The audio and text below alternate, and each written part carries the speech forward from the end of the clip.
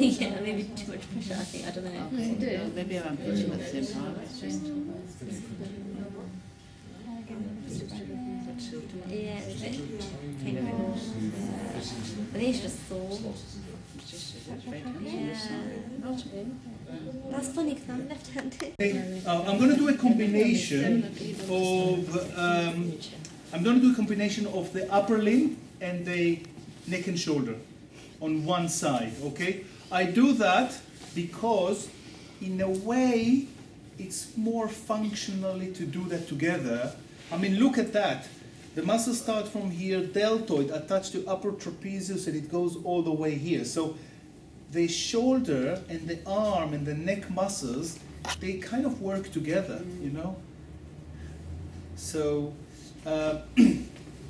it's one way to look at this. It's not a must. Okay.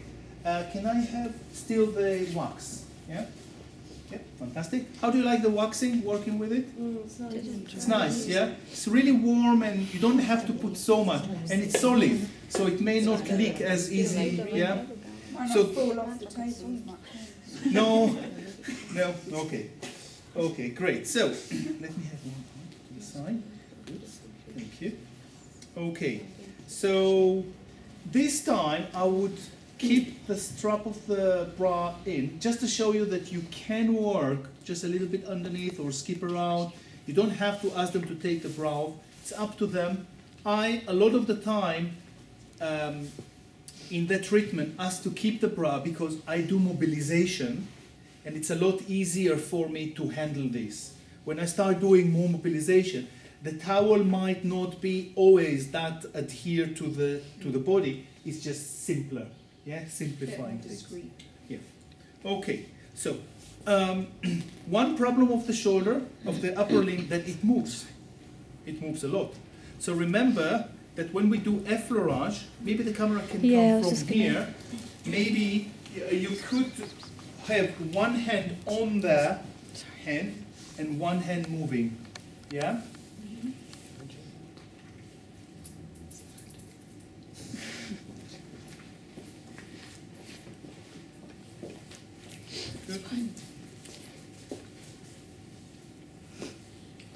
So sometimes I'm joking that the effleurage of the upper limb ends in the suboccipital.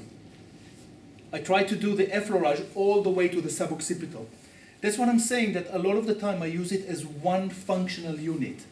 Yeah, I know that I move from one muscle to another one, but actually, do you see what I'm doing actually? It does move, it links really. Arms and neck, shoulder really links together. So for that, I would need all the lower limb movement that I can. Every inch that I can, even now from here, yeah? And then, so it's actually sitting on the back leg, both and front.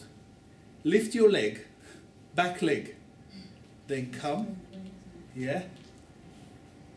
Lift this leg. You should be able to kind of, okay, stay here a little bit. All the time, the spring is ready, right? If you start doing that, nothing is working, okay? Take your leg, take your hands up and see if it works. And try to be really honest that it's not that. It's hard even to do, but moving too early. You move together. Yeah, that's the unit all the time. Like that is a square and you try not to move that. Okay? Okay, so after the effleurage, you're coming. Yeah, that's true. That's true, yeah. But it does really help with your posture, even after the massage. When you're sitting, you understand the concept of staying straight without being very stiff. Just, yeah, you can move a little bit, but okay. So, what we done? We've done this one. Yeah.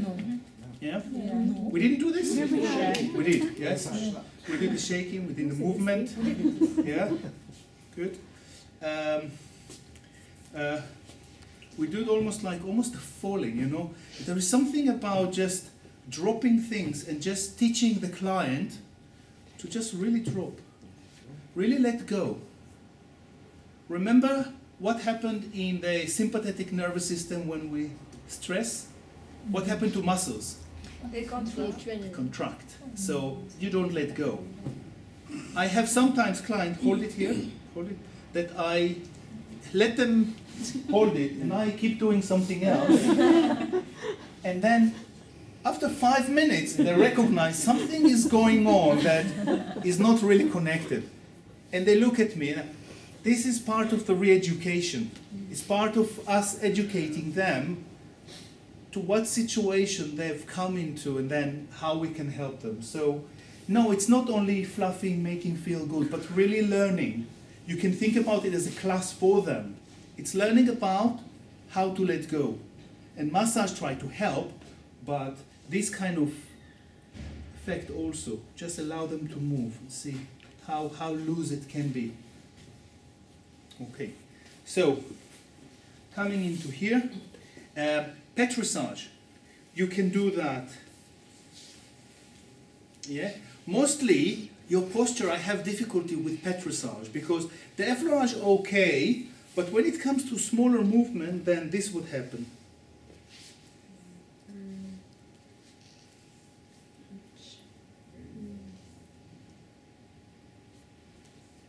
How's the pressure? A bit. Okay, so instead what I want you to do is that.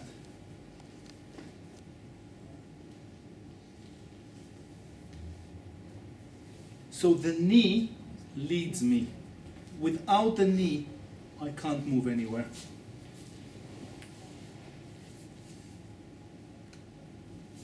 Okay, lifting it. Remember this position. Yeah, and really move. It's called pronation supination. This movement allows you to work on muscles from all sorts of position, from the front to the back, just by moving it. So it's like one hand moving, the other hand moving and squeezing. Yeah, squeezing as well. How it's called? I don't know. Squeezing. Yeah. Yeah. The question is, how does it feel? How does it feel? Yeah, good. That's what counts really. Because really you can't, sometimes you don't know how to call it. It's kind of a petrissage with movement, with a bit of salt and herbs. But really it's about what's the effect of it? Does it have an effect? Do you squeeze? It's probably like a petrissage, you know, but With a bit of mobilization. with a bit of mobilization, a bit of a twist, yeah? Okay. Then we're coming to the arm, and you can put the arm in here.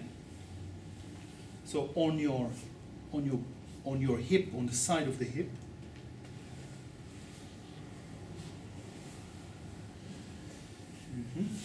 Or you can do it in this position.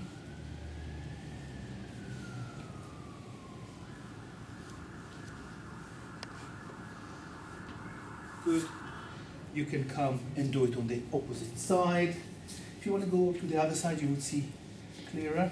Remember the petrissage on the triceps? Yeah? So here, for example, you see my posture? Not great, isn't it? I'm looking to feel how to change it. So here, from here I feel better. So, because I have the movement. Yeah, okay. Here, to tell you the truth, I will survive it. If I'll do it, I will survive. But I'm not sure if I continue this way, what would happen. So, how do I know?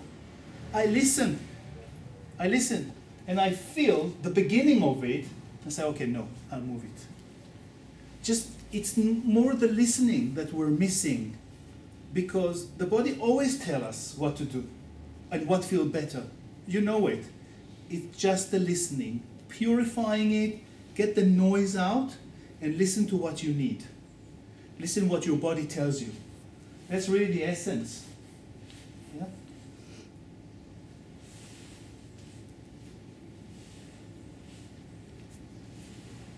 Okay, so this is triceps. Which muscle do I work now on? Yeah.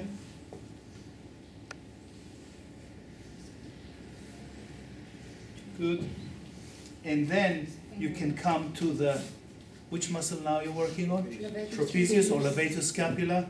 And then you can really just stretch it down. How's the pressure? Good.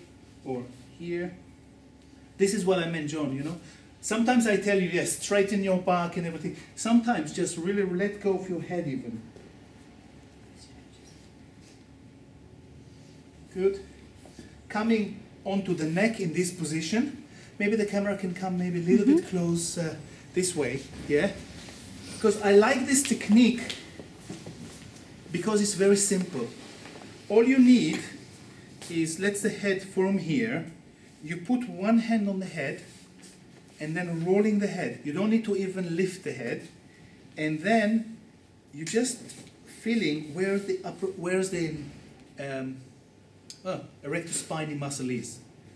And there is difference between that one, which I have no support, to this one, which I have support, light support on the clavicle. Yeah, you can do it with two hands,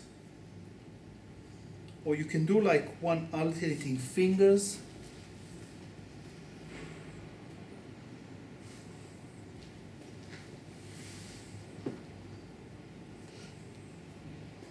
Now take into account that what I'm doing now is on the back, but because the head is turning, do you see that I'm a little bit more into the side?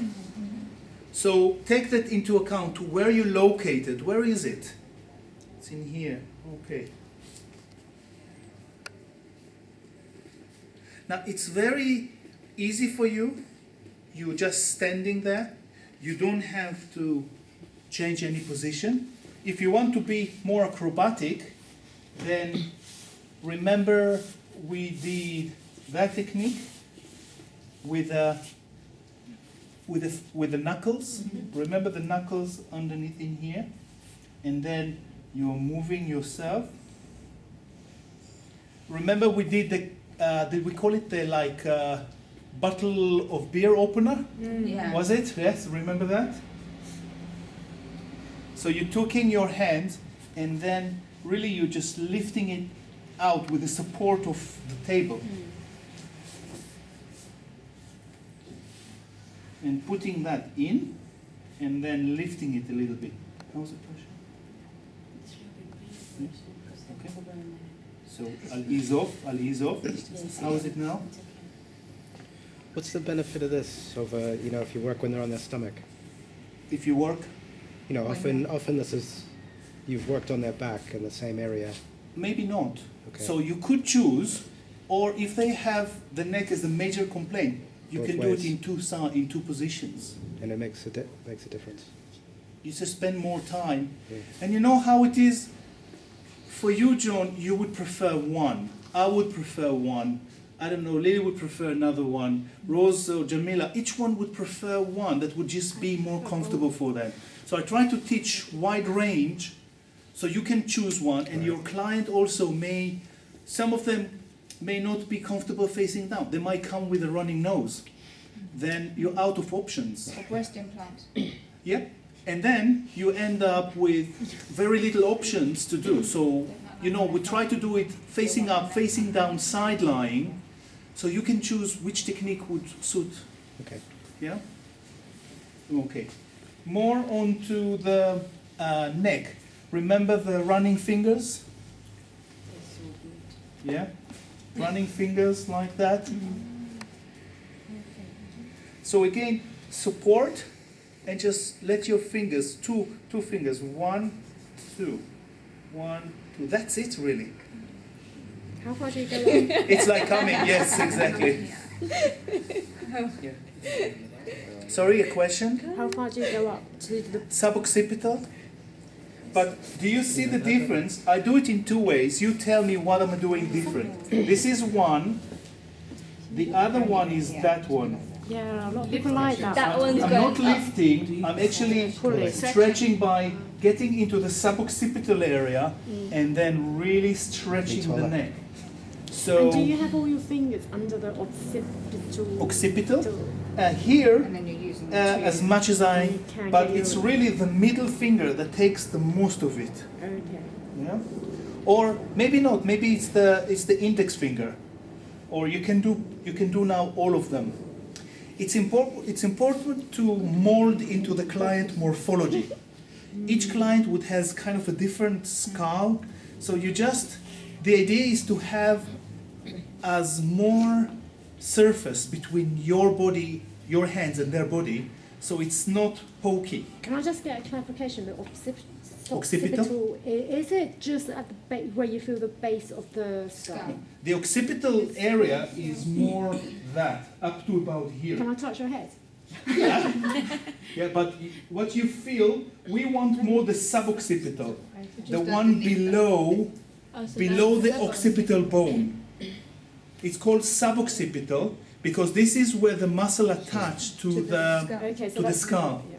Yeah, this is the most what we're looking for. Yeah, do you feel it? Do you want to try? If you want to nod your head, do you feel this one here? Yeah. Okay. Here they are the erect. Look how many muscles attached there. The trapezius muscle, the erectospinae muscle, and there are erectospinae is a group of muscles. So you might have 4 or 5 different layers there, and you have also, I forgot, is it 3 or 4 pairs of suboccipital muscles that are really, really deep.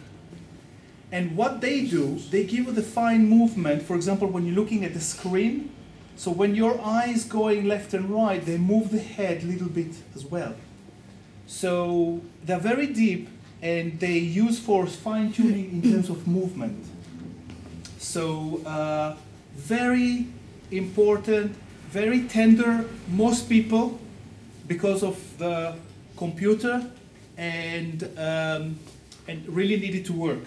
So really concentrate on this area, and if anything, work slow, really slow down. The more speed you work, it's less effective.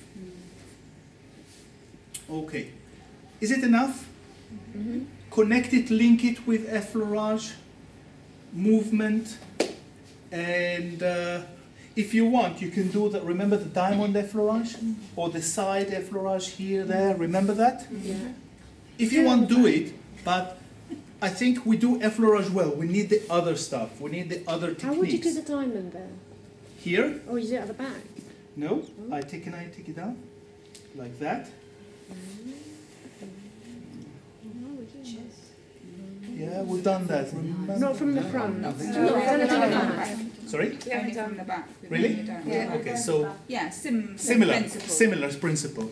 Yeah, similar principle. The only problem here is that when I come there, I do it only with the fingers because that's what I have the space for.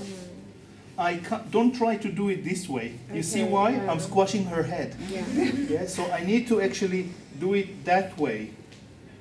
And this one that you said, we only done that at the back. We haven't done it in the front. Again, it's the same. So you could do it one side. Was there a stretch you did, pushing on the breastbone? Oh yeah. Yeah, you remember that? Oh, and then rocking, doing, yeah. Yeah, Oh God, I've forgotten that. remember that? Well, you have a lot of videos to look at. I think it's enough, really. Yeah, yeah.